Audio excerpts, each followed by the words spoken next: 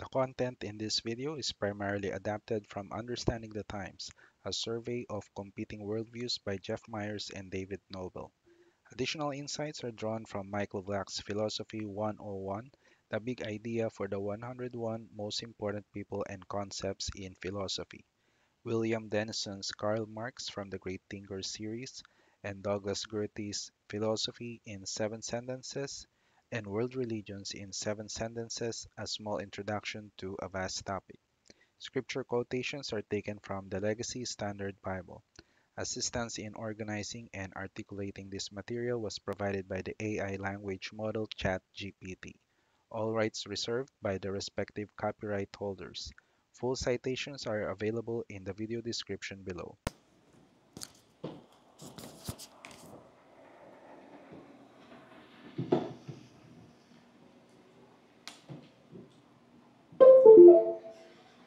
Hey, good afternoon. Let's pray muna. Everlasting Father, we thank you for revealing yourself to us. We don't need to grasp in the air, search in our own minds who you are, what is reality. And thank you for this afternoon that we have the opportunity to study about philosophy, about different philosophies that is existing right now in the world. Even though this is not a comprehensive study, even though it's not in-depth, but just a survey, we hope that it will bring clarity to us and uh, may we not be taken captive by false philosophies of human invention, but more confidence and trust in the revealed Word of God. In Jesus' name we pray. Amen.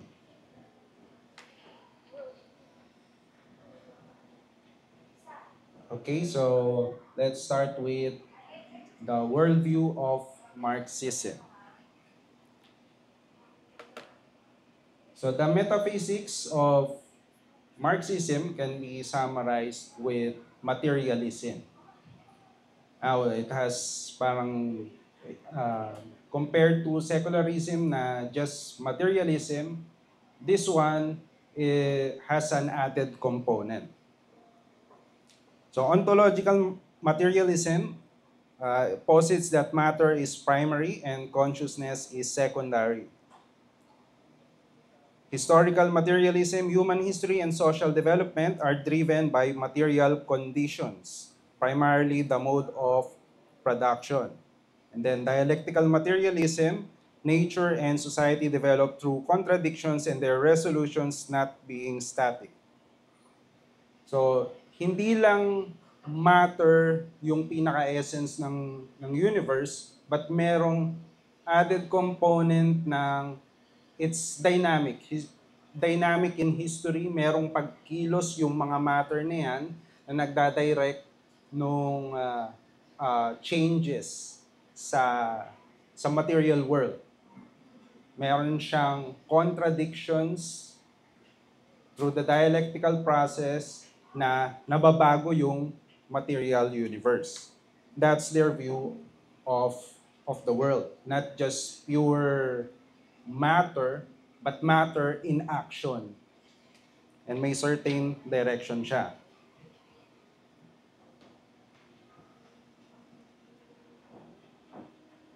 Sabi ni Marx, as long as we actually observe and think, we cannot possibly get away from materialism.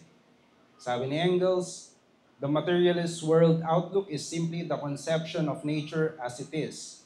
We know from experience and from theory that both matter and its mode of existence, motion, are uncreatable and are therefore their own final cause. Si Lenin naman, an avid Marxist, matter is primary nature. Sensation, thought, consciousness are the highest products of matter organized in a certain way. This is the doctrine of materialism in general and Marx and Engels in particular. Then a modern Marxist, British Marxist Alexander Spurgeon, matter is the only existing objective reality, the cause, foundation, content, and substance of all the diversity of the world. So very materialistic yung mindset nitong mga Marxists. And uh, they view consciousness as arising from matter, then yung very deterministic, yung matter yung nagde-determine ng consciousness ng tao, and then in return because of that, yung consciousness na yun ay gumagalaw sa material universe to produce the dialectical process.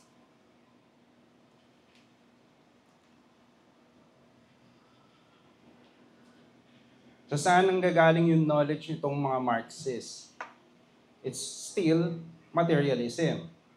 So it emphasized the material world as the foundation and determinant of thinking, especially in relation to the question of the origin of knowledge. Sabi ni Lenin, the fundamental characteristic of materialism arises from the objectivity of science, from the recognition of objective reality reflected by science. Engels, these two great discoveries, the materialist conception of history and the revelation of the secret of capitalist production through surplus value, we owe to Marx. With then, socialism became a science, which had now to be elaborated in all its details and interconnections. So, gumagamit pa rin sila nung science to promote their view, because dumaan yung age of reason, yung age of enlightenment. So great advantage na gamitin yung word na science. And in fact, tawag ni Marx sa kanyang version ng socialism is scientific socialism. In contrast to crude communism na kinikriticize niya yung mga early communists. Na parang primitive yung way nila ng communism at sa kanya yung scientific.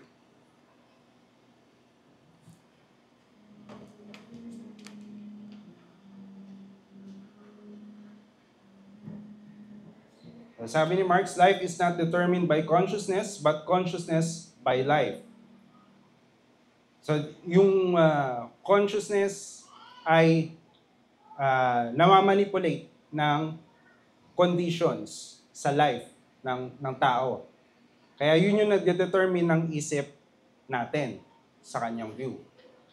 Philosophers have only interpreted the world in various ways. The point is to change it. Kaya madalas na slogan nila, change the world. Pagka manonood kayo minsan ng mga movies, parang yung destiny ng tao, kailangan we change the world. According to what? The history of all eternal existing society is the history of class struggles. So class struggles, dialectical thinking, contradictions sa kailangan mag-workout, kailangan maglaban, and then to produce something new, something better than before. And then, the process will start again. That something better will have another contradiction, and then, mag-workout na naman at lalabas ng bago. So, kailangan laging may struggle, may class struggles. People are being divided into different classes. Noong panahon ni Marx, ang pinagbabangga niya, the working class, and the capitalist. The proletariat versus the bourgeoisie. Ngayon, yung mga modern Marxists, gumamit na ng ibang klaseng struggle. Ibang klase na yung division nila sa society. Meron ng intersectionality. May oppressed group, not just based on economics, but based on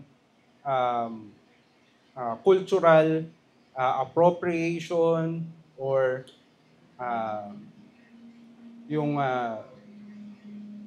ruling philosophy ng society.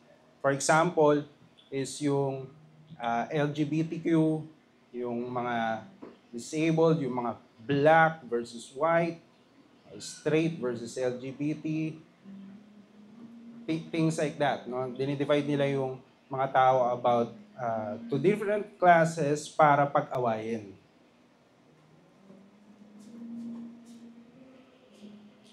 Then, very practical din sila. So, they work it out through praxis. Hindi practice, but praxis yung tawag nila. Yun yung process ng pag-change ng world. Yun yung pagiging aktivista. So very practical tong philosophy ng Marxism. Sa mga nagsasabi na ang philosophy, it's all in the head. Well, look at this Marxism, the deadliest philosophy in history which killed more than 100 million when they implement their philosophy in life, in society, at i-impose nila to sa lahat. 'Di ba? Madalas natin narinig mga Christians, huwag mong ipuwersa yung belief mo sa amin, sa mga tao. Belief mo yan. Kayong mga Christian, sarili ninyo yan. Pero, mga secularists and Marxists, they impose it. How? They want to, nag-aaktivista sila para ma-implement through law. Para gawing batas yung mga views nila at mapipilitan ka na lang na makisang-ayon or even sa culture, makakancel ka or masasabihan ka ng kung ano-anong mga bad words pag hindi ka in alignment to their philosophy.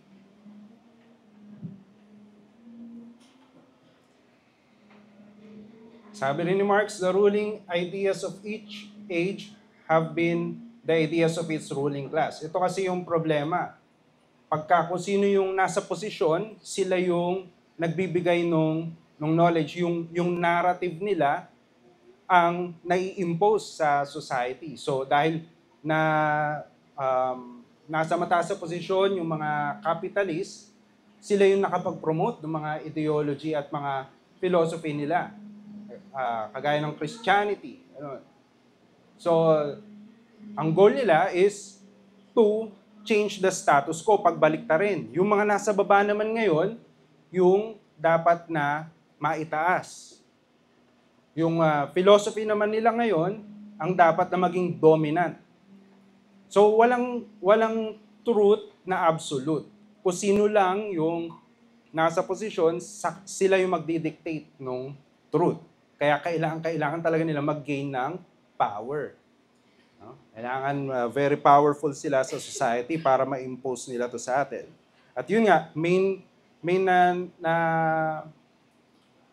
way how to do it, the fastest way is to do it by law. Gawing batas. Kasi kung hindi, mapaparusahan ka.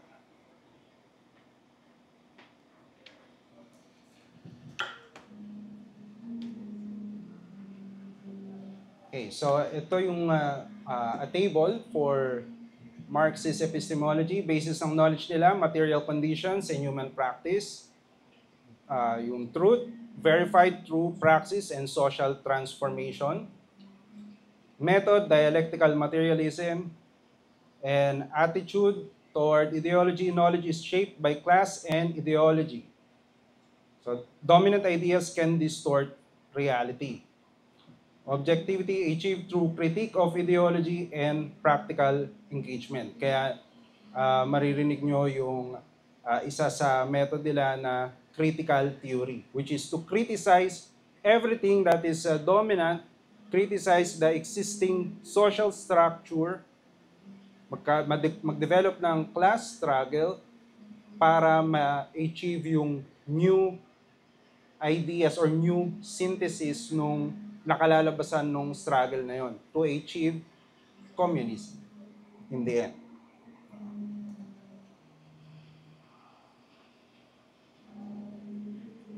Kaya yung sinabi ni Marx kanina, yung criticism niya sa ibang mga philosophers, ini-interpret lang ng mga philosophers yung mundo sa iba't ibang paraan. Pero the real point ni Marx is kailangan baguhin yung reality. You don't interpret reality. You don't reach reality by true observation. You dictate reality. You change reality. Ano?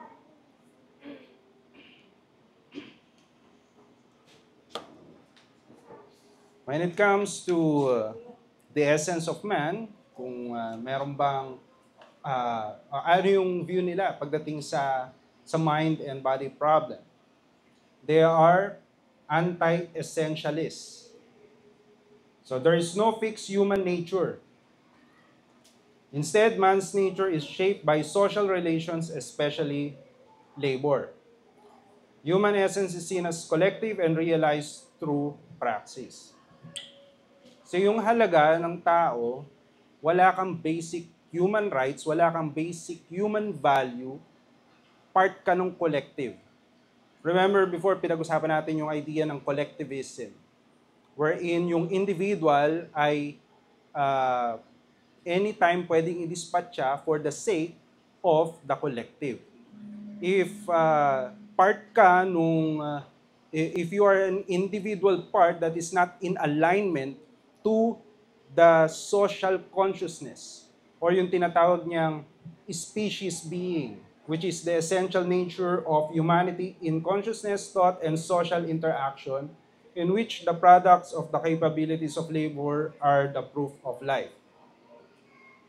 Kailangan mong ma-dispatch siya pagka hindi ka in alignment dito. Kasi ang importante is yung social consciousness ng humanity as a whole.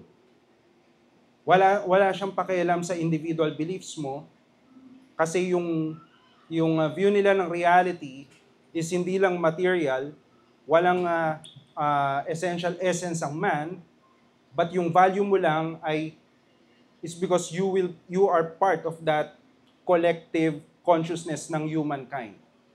Kailangan mo maging kahanay ng pag-iisip na yan.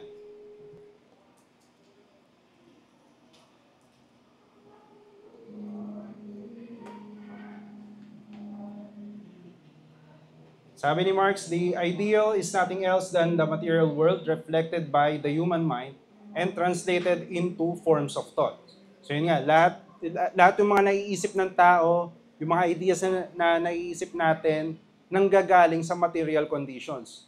Kung pinanganak kang mahirap, iba yung pag-iisip mo kaysa sa pinanganak kang mayaman. Kung pinanganak ka sa ibang bansa, sa India, iba yung pag-iisip mo kaysa sa pinanganak sa Amerika. So, laging material conditions. Merong point, di ba? Minsan na yung environment natin nakaka-epekto, nakaka-influence sa ating thinking. Pero sa kanila, kay Marx, yun yung talagang primary na nagdi-dictate ng pag-iisip natin. Yung material conditions. Nare-reflect lang kung anong material, kung anong kondisyon mo sa pag-iisip mo. So kung naging kriminal ka, ay hindi mo kasalanan. Kasalanan ng environment mo. Diba? Kasi naisip mo lang naman yung mga bagay na ganyan dahil biktima ka nung living conditions na kinagisnan mo. Sabi ni Lenin, the existence of the mind is shown to be dependent upon that of the body. In that, the mind is declared to be secondary, a function of the brain, or a reflection of the outer world. And Maurice Comfort, mental functions are functions of highly developed matter, namely of the brain. Mental processes are brain process of a material bodily organ. So tingin nila sa tao, you're just a brain. You are na nag-develop ng consciousness, nag-evolve. Pero yung consciousness na yun, determined pa rin ng material conditions mo. Wala kang soul, wala kang kaluluwa. You're just matter. You're just brain.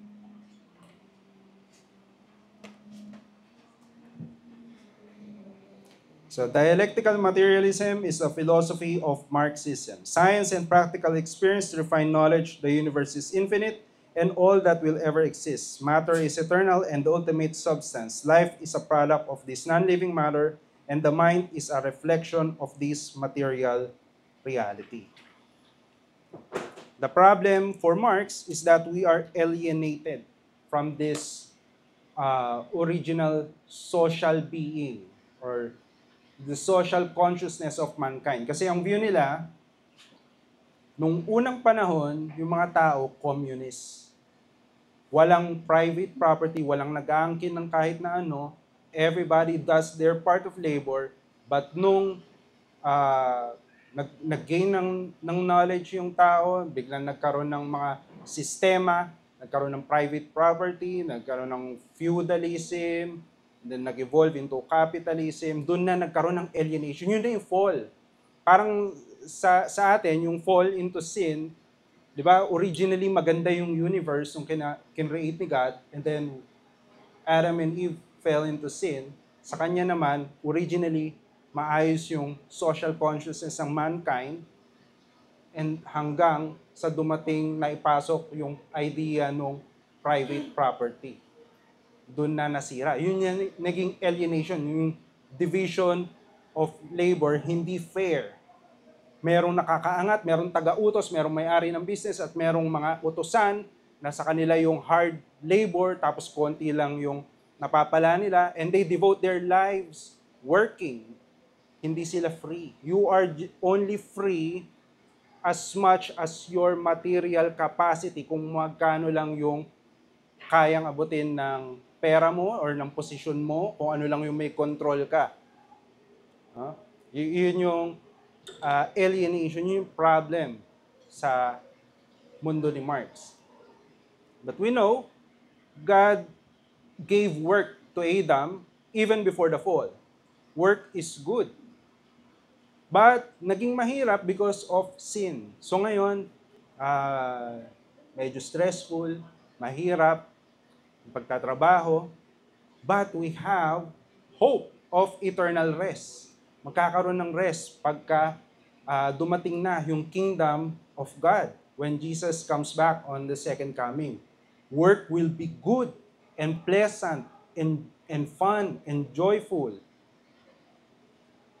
Pero yung false hope na pinoprovide ni Marx is yung communism, yung magpo-provide ng rest. Pagka na-establish na yung utopia ng communist, lahat may kanya-kanyang division ng labor, lahat pantay-pantay, wala na nakakaangat, walang nakakababa. But every time it is being implemented in history, lahat naghihirap.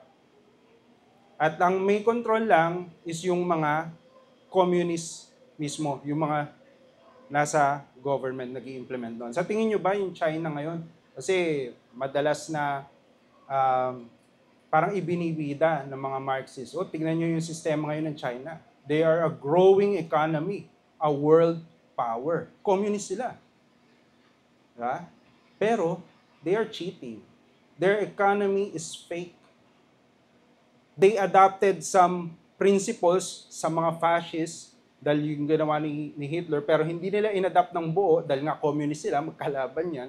But, every time na maging full communist ang isang bansa or full socialist, maraming namamatay sa gutom.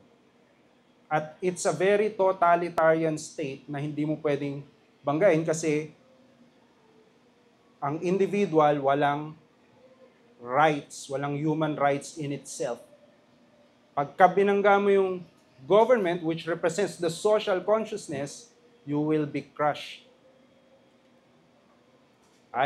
Sisirahin nila yung mind mo, babaluin ka sa torture. Sa tingin nyo, si Xi Jinping nagdudo ng manual work, labor work, as a communist. Dapat ini-implementa nila yun, yung Communist Party. Dapat may division na sila ng labor, pero hindi. They are on the top. And others, all others are below them. Hindi pa rin pantay. It's a lie.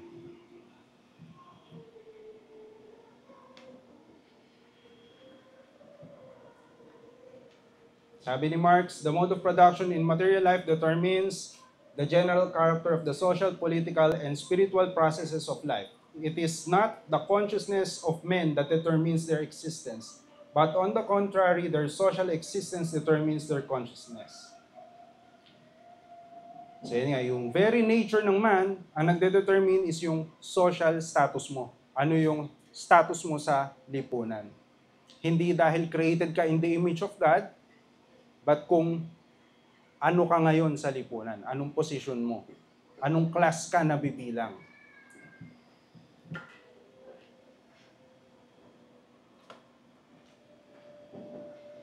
So, ito, promise ni Jesus sa atin, come to me all who are weary and heavy laden, and I will give you rest. That's in Matthew 11:28. Sabi ni William Dennison, it is a rest that involves believers being joint heirs with Christ over the creation. Marx viewed this as mythology and replaced it with his view of the fallen world. Instead, he should have demythologized his own imagined world in order to truly hear the good intention of the call of the gospel from the Lord of the cosmos. The stress and alienation of labor can only be resolved in the person and work of Christ, who alone returns fallen humanity to the goodness of labor expressed and celebrated in the speech of God, a glorious new creation, even exceeding the original. So, on this part, far better yung philosophy ng Christianity. Next, let's go to postmodernism. It is a skeptical worldview founded as a reaction to modernism that is suspicious of meta-narratives and teaches that ultimate reality is inaccessible. Knowledge is a social construct and truth claims are political power plays. So meron siyang similarities pagdating sa Marxism. The only difference is itong postmodernism is skeptical sa meta-narratives. And Marxism is a meta-narrative. Meron siyang overall view ng history. Meron siyang talagang kwento from start to finish. Pero postmodernism, yun yung nire-reject niya. Pero marami silang similarities. Kaya marami sa mga Marxists gumagamit ng mga postmodern arguments and philosophy to promote their view as well.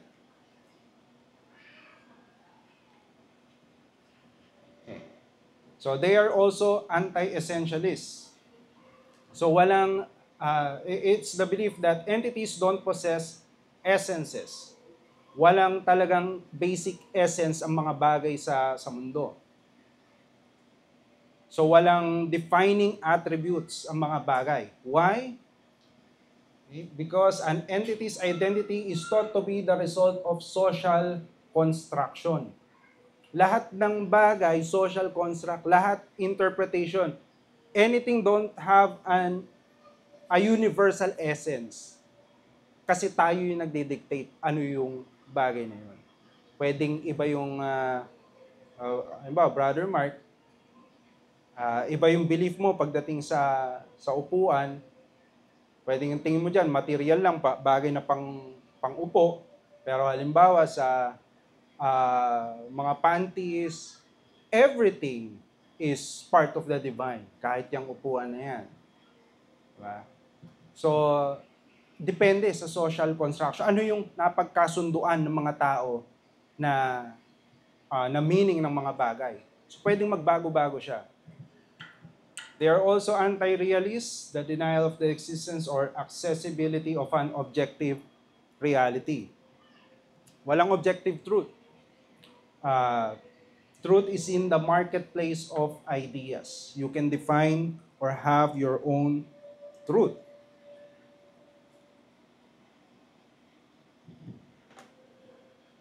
And also constructivism, the belief that scientific knowledge is merely a helpful social construct for understanding human sensory perceptions of reality but not direct and accurate knowledge of reality itself.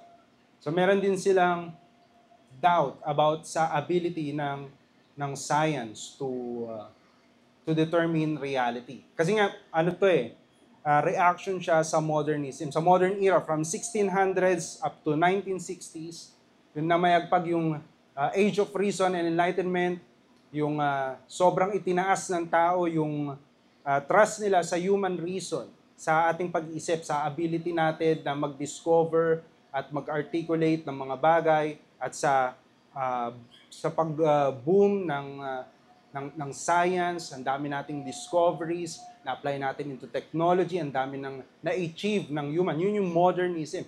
But postmodernism, yung post is after, meaning after modernism. Now, binibigyan na nila china-challenge na nila yung ability ng ating mind to perceive reality. So they cast doubt. It's a skeptical worldview. Even science, they are skeptical na ito yung makapagbigay sa atin ng real knowledge about the world. So what we call reality is shaped by language, culture, and power dynamics. And yung view ni Foucault.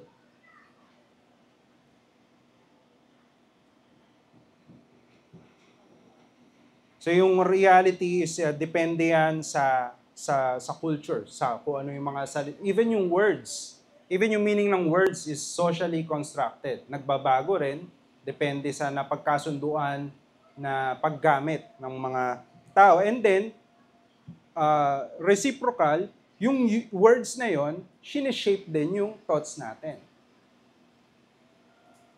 So they didn't okay, so basic idea nila is human reason cannot provide a foundation for knowledge. So nire-reject nila yung correspondence theory of truth, which is the view that the truth of a proposition is determined by how accurately it describes the facts of reality. So pag kami sinabi kang bagay, proposition, meron kang statement na binigay, um, kulay black yung polo ni Brother Mark, diba? Correspondence theory of truth, pagka tinignan mo using your own eyes, makita mo, oh, tama naman, yun yung reality. Pero nire-reject na nila yun. You cannot know reality as na parang nagre-reflect sa kung ano man yung nape-perceive mo with your five senses or six kung Christian ka. They also reject foundationalism, which is the theory that basic beliefs exist and form the foundation for knowledge. So yun nga, wala tayong kasiguraduhan. Hindi natin malalaman yung katotohanan dahil walang katotohanan.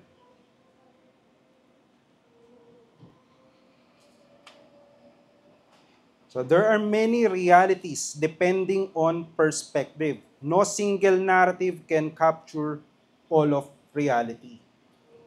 So lahat ng truth, product lang yan ng historical and cultural conditions na ginagalawan natin. So ang challenge nila, una, wala na silang confidence sa human reason, sa ating rational thinking na makaka-achieve tayo that we can reach a single truth, a theory of everything. They also reject the concept of universal absolute truth. So there is no God, no natural law, or universal standard that determines what is right and wrong. Truth is viewed as relative to individuals and societies. Also, they question the ability of science, education, and technology to solve the major problems of the world. And they prefer religious pluralism, which is the view na lahat ng religion or lahat ng ideology are all equal. They are all valid. If it's true to you, then it's true. Pwedeng hindi true sa iba, but it's still true. Kasi true sa iyo eh. But as long as there is a person believing in that specific truth, then it's true. So if everything is true, then nothing is true. Yeah?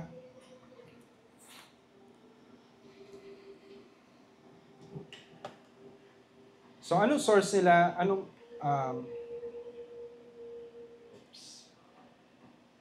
okay. So what the postmodernist is actually saying, our words describe only our interpretation of reality, not reality itself, and over time, our words shape our understanding of reality.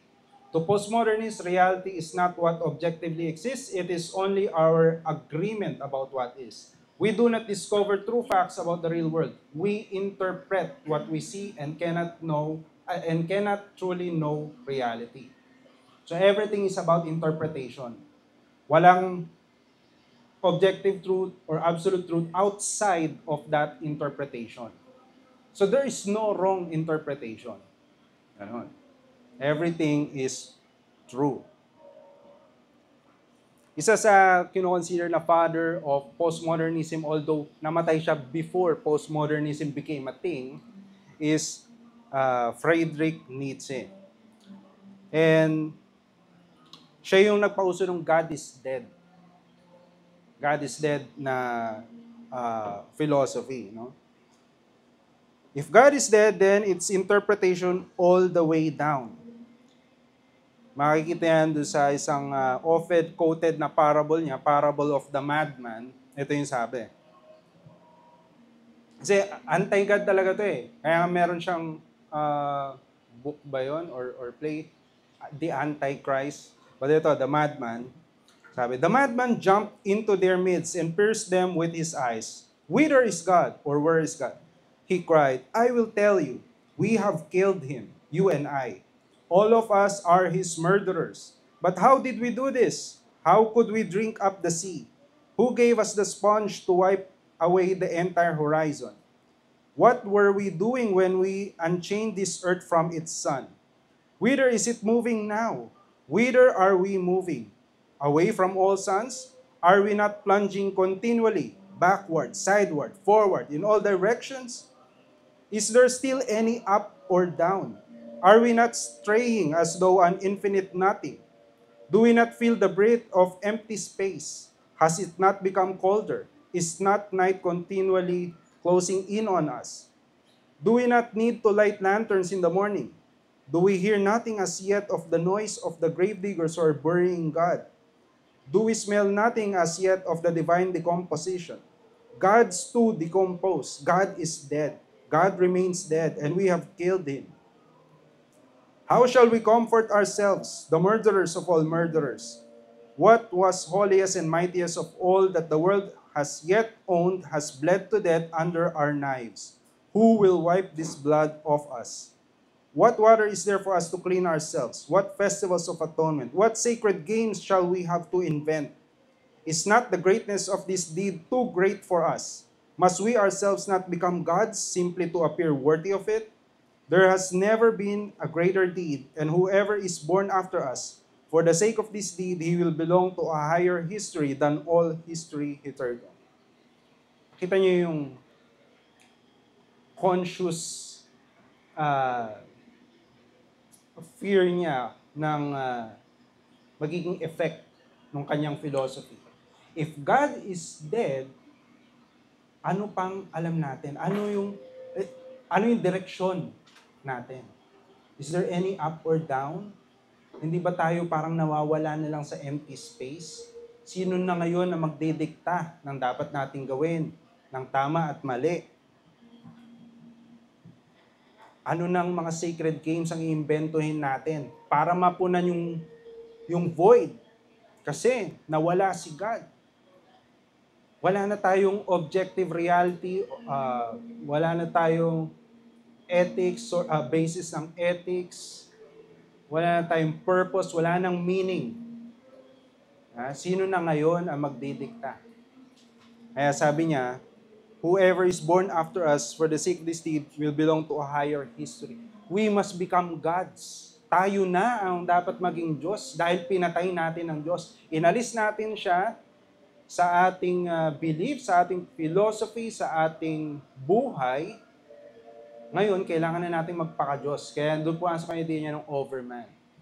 And he knew the effects of his atheism, militant atheism, ginamit ng mga Marxists, at ang result, destruction, loss of life, devaluation of humanity.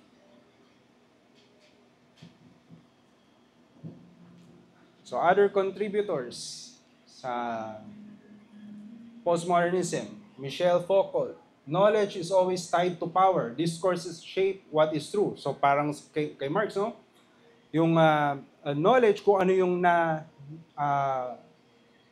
nag-i-spread na information, na knowledge or truth sa society is tied to power dynamics. Kung sino yung ruling class, sila yung may ability, sila yung may hawak ng media, sila yung may microphone, sila yung may hawak ng microphone, sila yung pinapakinggan ng mga tao. Derrida, meaning is unstable. Language never fully captures reality. Yun. The ability of words, of language, to give us a clear and absolute meaning ng mga bagay, they doubt that. Kasi Madalas ginagamit din nila yung mga words for political purposes or other purposes na nawe-weaponize yung words. Pwede mong manipulahin. Let's give an example. Halimbawa, yung transgender surgery sa mga minors para mag-transition into the opposite sex. Anong tawag nila ron? Gender affirming care. Ang ganda. Well, sinong magkokontra doon? Ang ganda eh, gender affirming care. It's very caring. Bakit mo kukontrahin? Bigot ka pagka kinontra mo yan. Right? O, illegal immigrant, anong tawag? Undocumented migrant. Nawala na yung illegal. Kasi pag sinabing illegal, it's a crime. Di ba? Ngayon, whitewash na siya. Medyo euphemism. Yung equality. Ngayon, ang pinopromote equity. To justify, kasi sinasabi nila, walang equality, merong unfairness na nagaganap. So ngayon, we must promote equity. Babalik ta rin naman ngayon ang sitwasyon. Justify yung pang-aapi nila dun sa tingin nilang oppressive class. So, it's a word game. Abortion, anong tawag nila? Reproductive justice. O justice yun, may word na justice. Bakit ka kukontra? Reproductive justice. Yung baby sa sinapupunan, anong tawag nila? Fetal tissue, para ma-dehumanize. At hindi na siya ganun ka-grabe, hindi na siya ganun kasama. Hindi na murder. Kasi fetal tissue lang naman yung inalis. Hindi naman tao. Di ba? So, yun. Hindi stable yung meaning ng mga words. Pwedeng mapaglaruan. Depende kung sino yung in power. At sino yung persuasive. Si Lyotard, incredulity toward meta-narratives. We no longer believe in universal truth. So there's no universal truth, kaya nga religious pluralism, anything goes under the sun. Kahit anong maimbento ng tao, fine. Pero, galit sila sa Christianity kasi ang Christianity, lagi tayo naninindigan sa absolute truth. And that's the only truth that they have, that there's no absolute truth. Pero kung there's no absolute truth, even that statement that there's no absolute truth is not true. So the opposite must be true. There is absolute truth. Di ba? Richard Rorty, truth is what our peers let us get away with saying. Or relativism. What works? Ano yung, anything, kahit masama, okay lang. It doesn't matter ano yung means, basta na po produce yung gusto mong goal, yung gusto mong effect. Yung gusto mong effect. Gusto mong kumita ng pera, okay lang yan kahit magnakaw ka. Parang ganon, no? Ganon yung pragmatism. Pero, ito sinasabi ni Richard Rorty is kung ano yung mga peers mo, kung ano yung pinayagan kanilang, hindi nila challenge yung kung meron ka mang maling paniniwala. For example, di ba sa ibang bansa, pagka ang isang grade school na lalaki, sinabi niya, I'm a girl. Ngayon, kailangan yung teacher mag-a-affirm, yes, you are a girl. Ngayon, yung magulang makakasuhan pagka hindi rin siya sumang-ayon. Kailangan mag-i-affirm niya rin yun. Na, oh yes, you are a girl. Nagkamali lang ang Diyos sa katawan na binigay sa'yo. So, they get away with it. So, na-further yung deception kasi sinasang-ayunan ng iba. So, nagiging totoo siya kasi nakakahanap ka ng kakampi. Merong sumasang-ayon. Kaya, truth is what our peers let us get away with. Thomas Kuhn, scientific truth shift with paradigms, not through objective progress. So, the trust in the experts. So, kung ano man yung mga, di ba, kung secularism, yung epistemology nila, very heavy sa scientific method. But dito, Kahit hindi mo gamitin yung scientific method, basta dun sa experts. Parang si Fauci noon, I am science. Siya yung pinaka-expert sa lahat. So lahat na sasabihin niya, wag mo nang itest. Wag mo nang gamitan ng scientific method. Just trust the experts.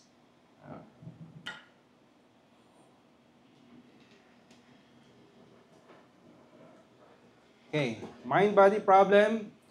They reject the essential qualities of mind or body. Sa kanila, hindi mo ma-distinguish kung ano yung uh, mind at saka sa body. So masyadong malabo yun. Masyadong ayaw nga nila ng absolutes. Ayaw nila ng parang universal truths. So they reject yung distinction between mind and body. Kaya nga kapag meron kang mental issue na tinatawag, anong gamot? Gamutin natin yung katawan mo. Kasi yung mind mo, hindi na mahihiwalay dun sa katawan mo. Baka may problema yung hormones mo.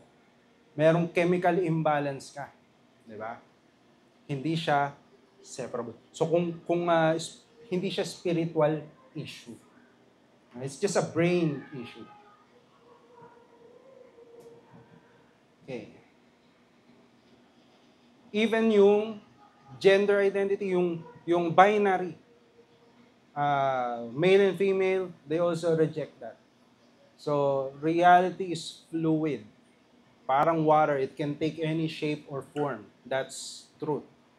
Kung ano yung lalagyan, yun yung iti-take na form nung fluid. Diba? So, ganun din pagdating sa truth.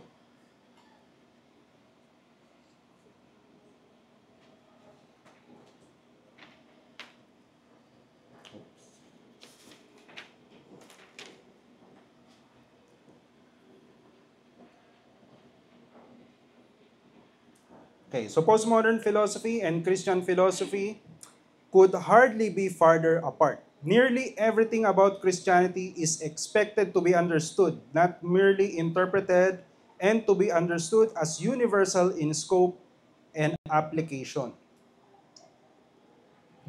So napaka-hiwalay ng Christianity sa postmodernism. We believe in absolute truths, sila hindi.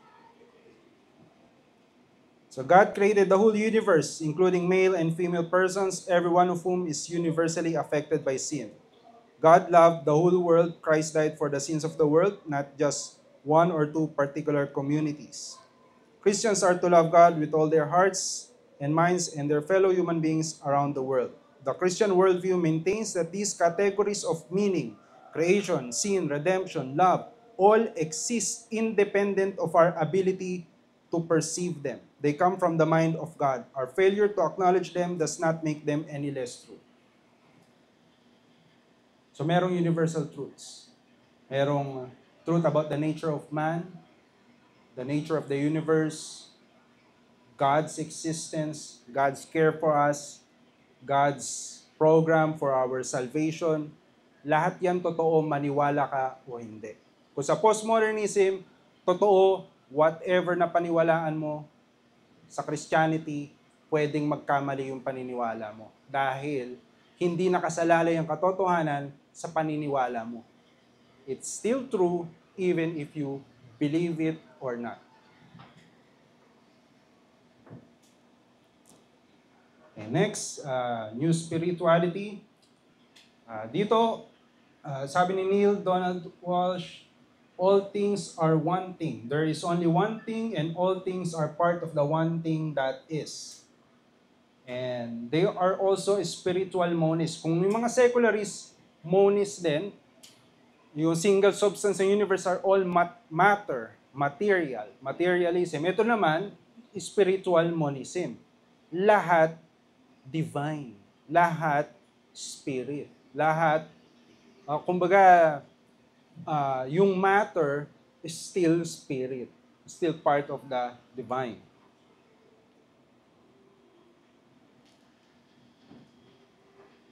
Sabi ni Richard Muller is Assistant Secretary General ng United Nations for 40 years, if I'm not mistaken. Very influential siya pagdating sa UNESCO at sa global education, sa mga pinopromote na mga curriculum sa mga schools around the world, international. Ito yung belief niya. Now, we're learning that perhaps this planet has not been created for humans, but that humans have been created for the planet. We hear now the Gaia hypothesis of the interdependence of all inert and living matter, that we are part and parcel of a living planetary organism. Sabi rin niya, we are living Earth. Each of us is a cell, a perceptive nervous unit of the Earth. The living consciousness of the Earth is beginning to operate through us. Another, we are in the process of becoming a global civilization, a millennium which will see the integration and harmony of humanity with creation, with nature, with the planet, with the cosmos, and with eternity. So isa siya sa mga primary promoters ng Gaia hypothesis. Na parang hindi lang Earth but all the universe is a living organism. Part lang tayo, kumbaga parang sa katawan, cells. Para tayong cells dun sa katawan. We are all part of the one single divine essence of the universe. So this is pantheism, tong idea na to. So everything from a grain of sand to the Milky Way, everything is spiritual. Whether we call it God, Gaia, or the Force, guys, sa Star Wars.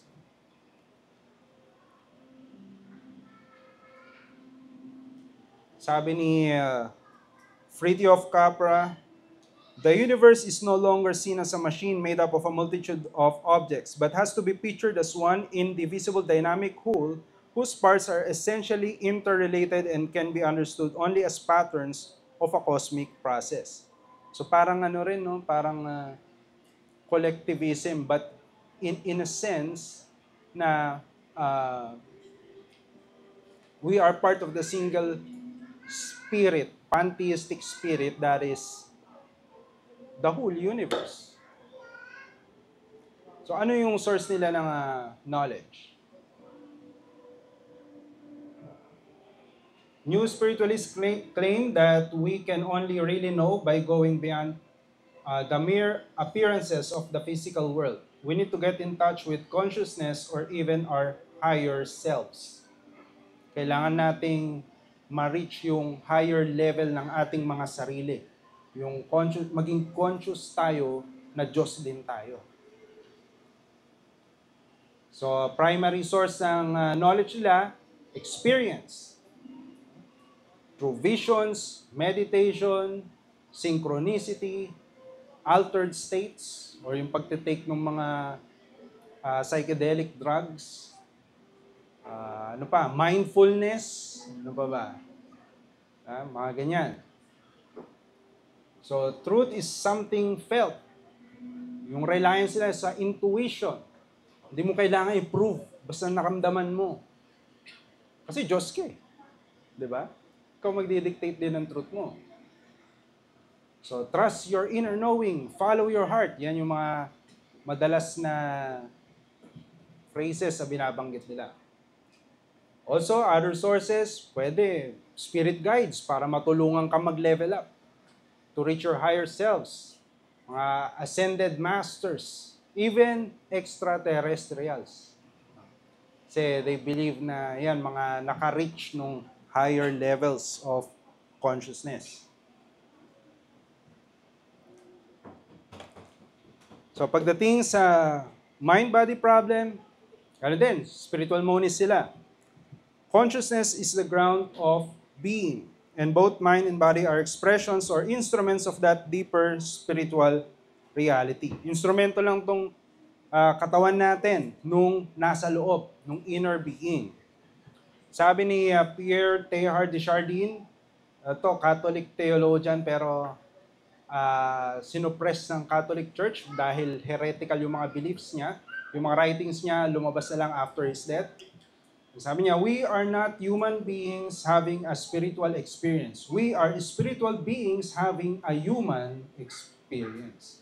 Na para bang yung physical body are not really part ng ating humanity, but just a vessel ng pure spirit na yon. Consciousness is not a byproduct of the brain, but fundamental to reality. Kabaliktaran ng materialism.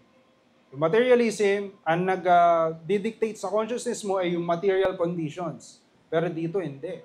Yung spirit, yung nag-dictate sa material conditions. Kaya nga, di ba, merong law of attraction, mga ganyan. Pwede mong mabago yung universe sa belief mo. Sa lakas ng willpower ng pag-iisip mo. May magic. Magkakaroon ka ng power. Kasi nga, natap mo yung higher consciousness or higher level na part ka ng God.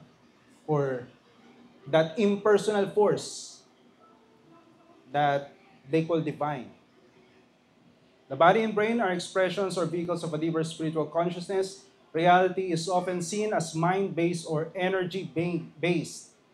Kaya yung mga vibrations, yung mga vibes, kailangan good vibes lagi.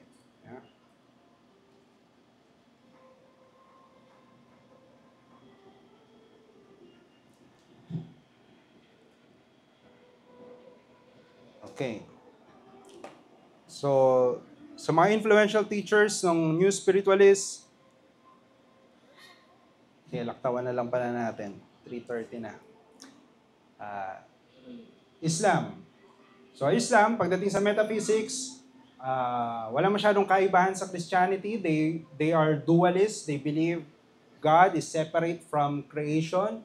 There's a God who created everything. They believe in a Kalam cosmological argument, which is creation out of nothing, ex nihilo. The only difference sa metaphysics is they believe in a unitary God. We believe in a Trinitarian God. So ito yung 6 na articles of faith ng Islam. Belief in Allah. Faith in the existence, oneness, and attributes of Allah, the one and only God, who is all-powerful, all-knowing, merciful, and the creator and sustainer of the universe. They also believe in angels. So naniniwala sila sa spiritual world. Now, there are other entities, spirits, that is different from humans. They also believe in revealed books. They believe in the Torah, the Psalms to David, the Gospel, or the Injil, and then the final revelation, which is the Quran. Believe in the prophets, from Adam to Muhammad. Muhammad is the final prophet. They also believe in a future judgment day, and they also believe in divine decree or predetermination, predestination.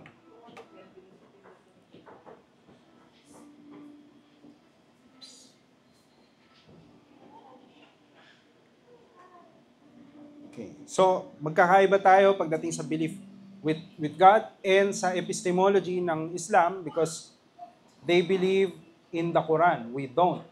They believe that the Quran is really parang divinely given to Muhammad, divinely dictated, and that the Bible is corrupted. So yun yung source nila ng knowledge, and also the hadith, yung traditions, yung life ni Muhammad, yun yung gagayahin nila. Muhammad is the quintessential Muslim na kailangan nilang isabuhay yung buhay din ni Muhammad. So let's go now to Christianity. Metaphysics natin is called realism. The belief that an objective reality exists independently from human perception or language. Because this reality is outside of us. Hindi tayo yung nagdidikta ng reality, but God, our Creator. Christian realists are contingent dualists, but not eternal dualists. They hold that there are two kinds of substance, spirit or God. Bakit hindi eternal? Kasi there is a time before the beginning of the world na walang matter. Wala pang creation. There's only God. So, matter, which was created by God ex nihilo, as Augustine suggested, matter is not spirit, nor is it reducible to spirit, but its existence is always dependent upon God who created it out of nothing. Sabi ni Warren Young. Sabi sa John 1:1, in the beginning was the Word, and the Word was with God, and the Word was God. He was in the beginning with God. All things came into being through Him, and apart from Him, nothing came into being that has come into being. In Him was life, and the life was the light of men. And the light shines in the darkness, and the darkness did not overtake it.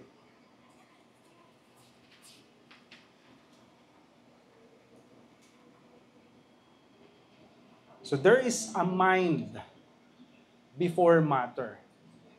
Yung mind ni God hindi nakarely sa matter. In fact, that mind created the whole universe. So the parameters of a Christian metaphysics, mind before matter, God before people, plan and design before creation, life from life, and enlightenment from the light. Yung tinatawag na word dyan, logos, reason. Logos, where logic came from. God is an orderly mind. God is a reasonable mind. Kaya nga, if we are being unreasonable, we are not acting inconsistent with the mind of God. Yung logic lang yung nagde-describe nung kung paano nag-work yung mind ni God. May certain order siya. Hindi siya gulo-gulo. Hindi siya bara-bara. Hindi siya confusing.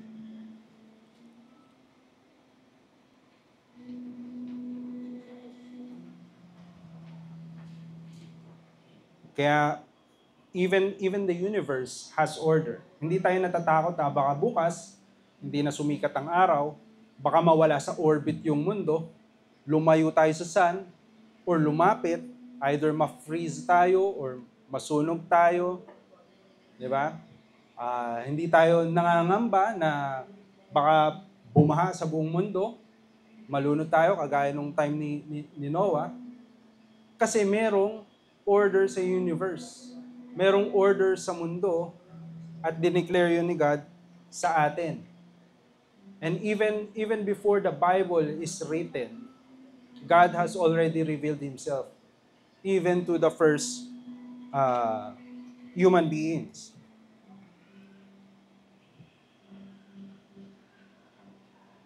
So, yan yung metaphysics natin and also our epistemology, our source of knowledge, the Word of God. The written Word, the declared Word through the prophets, and even the Word in the flesh, Jesus Christ. So we believe in divine revelation. Although we believe na meron ding revelation si God sa nature, kagaya ng sabi sa Romans chapter 1, because that which is known about God is evident within them, for God made it evident to them. For since the creation of the world, His invisible attributes, both His eternal power and divine nature, have been clearly seen, being understood through what has been made, so that they are without excuse.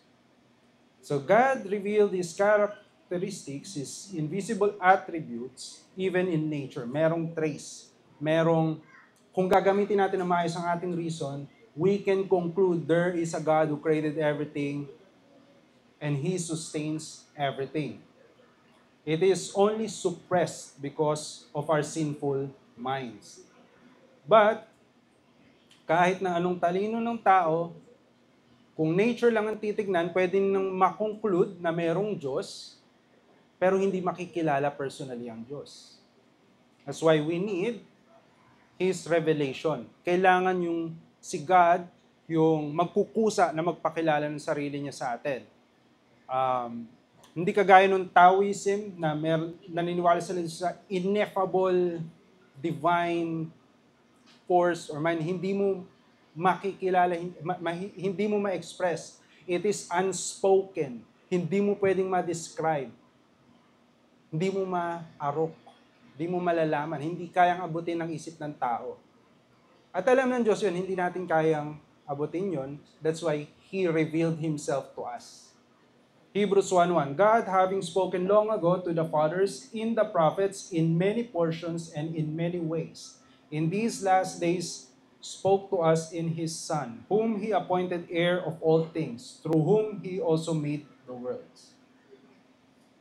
Kompleto na yung written revelation sa atin, the Old and the New Testament. Yan yung epistemology natin.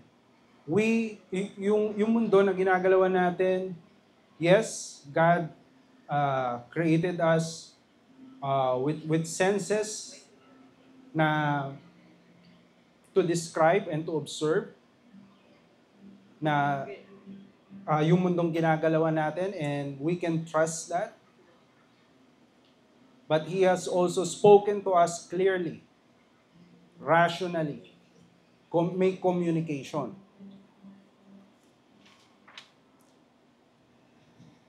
Kaya pagdating sa pagkilala natin kay God, merong 5 aspects. First is,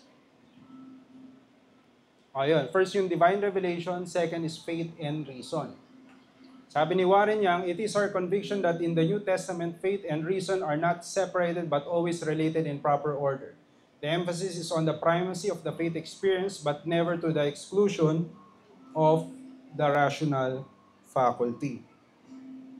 So hindi tayo all faith, walang reason. Kasi ang mangyayari doon, fanaticism.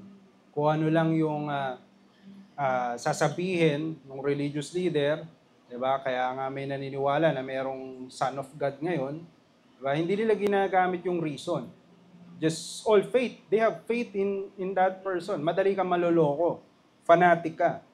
Pagka all reason ka naman, walang faith, hindi mo pinaniniwalaan yung revelation ni God, magtitiwala ka sa sarili mong talino, anong kalalabasan mo? Madalas, nagiging skeptical, nagiging agnostic, nagiging atheist.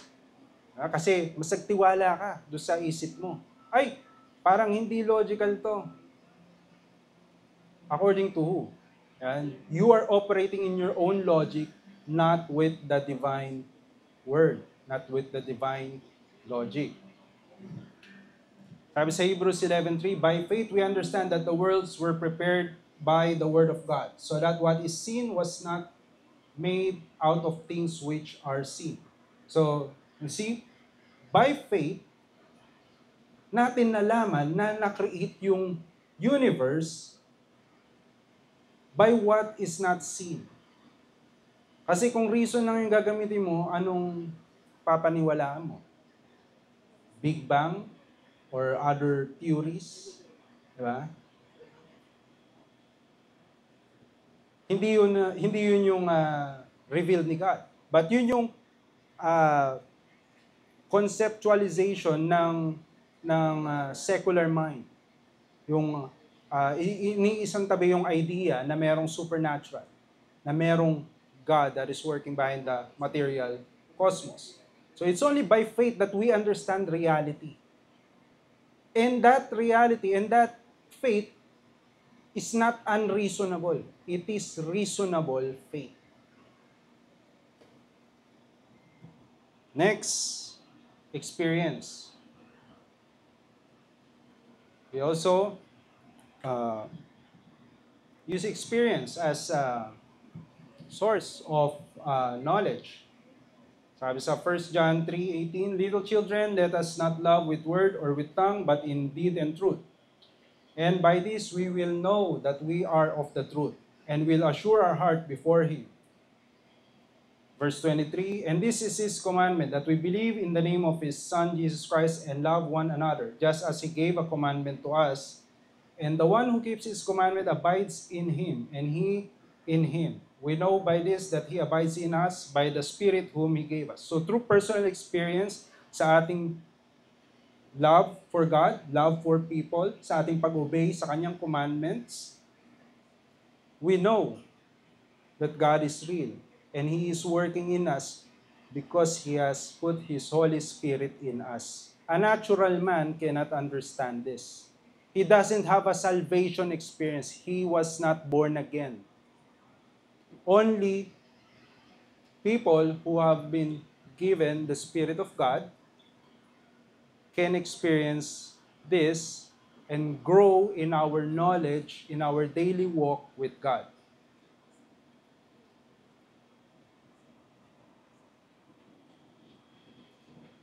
Okay. So we believe in the duality of the human essence. 1 Corinthians 2:10. But to us God revealed them through the Spirit, for the Spirit searches all things, even the depths of God. For who among men knows the depths of a man except the spirit of the man which is in him? So, nakita niyo yun? Merong spirit inside a man. Yung spirit na yun yung nag-animate dito sa physical body natin. Without that spirit, patay. Patay tayo. We call death as the separation ng spirit from the body. So God created man from the dust of the earth and then He breathed life into him. He put a spirit in man. So even so, the depths of God no one knows except the Spirit of God. Now we have received not the spirit of the world, but the Spirit who is from God, so that we may know the depths graciously given to us by God, of which depths we also speak, not in words taught by human wisdom, but in those taught by the Spirit, combining spiritual depths with spiritual words. So yung source ng knowledge ng Christian, faith, reason, the Bible, God's Word, can be apprehended by the human spirit with the help of the Holy Spirit. Without the Holy Spirit, hindi nga natin maintindihan yung Word ni God. Marami sa mga bagay doon, i-reject natin. Because we will rely ultimately in something else. We will not be humbled before God. Only if you are a real Christian are you able to apprehend these truths. We believe in the duality of the human person, body and spirit, but God added a third component, the Holy Spirit in us. Sabi ni Warren Young, the Christian realistic faith is founded not on human speculation but on divine disclosure. On the other hand, if philosophy be understood to mean a worldview or a way of life, it has been used throughout this work, and as it is most generally understood today, then Christianity is a philosophy.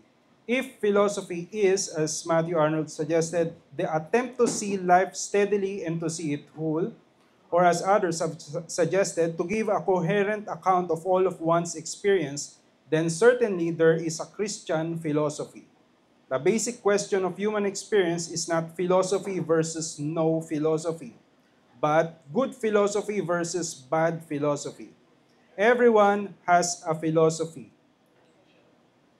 But to find the right philosophy and having found it, to present it to others with a conviction that grows out of the knowledge that one has found.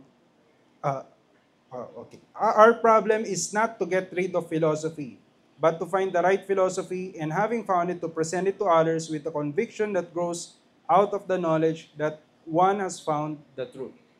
So yun yung trabaho natin as Christians. We have the right, the true, the correct, the good philosophy. At yun ay ipopromote natin. We should not be deceived by the other false philosophies, but we try as much as we can to present the truth of our hope in the gospel, our reasonable hope, that hoping that others will also be enlightened and receive the truth. Okay? Question pa ba? Malapit ang mag-4. May tanong pa kayo?